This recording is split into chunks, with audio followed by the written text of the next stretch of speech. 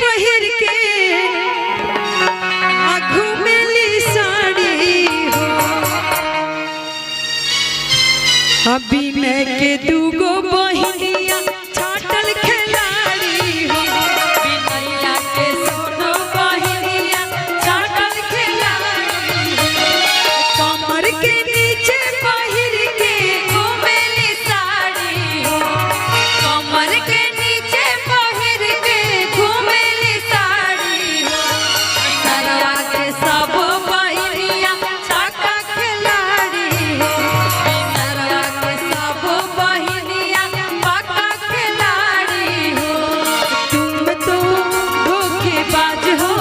वादा करके भूल जाते हो तुम तो धोखेबाज हो वादा करके भूल जाते हो रोज रोज तुम जो सनम ऐसे करोगे रोज रोज तुम जो सनम ऐसे करोगे हम जो रूठ जाएंगे तो हाथ मलोगे तुम भी बड़े चालाक हो मुस्कुरा के फिर जलाती हो तुम भी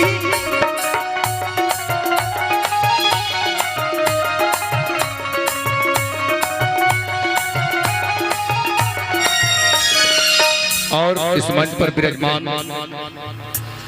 जो कभी कलाकारों का दिल को कोई बेधता नहीं,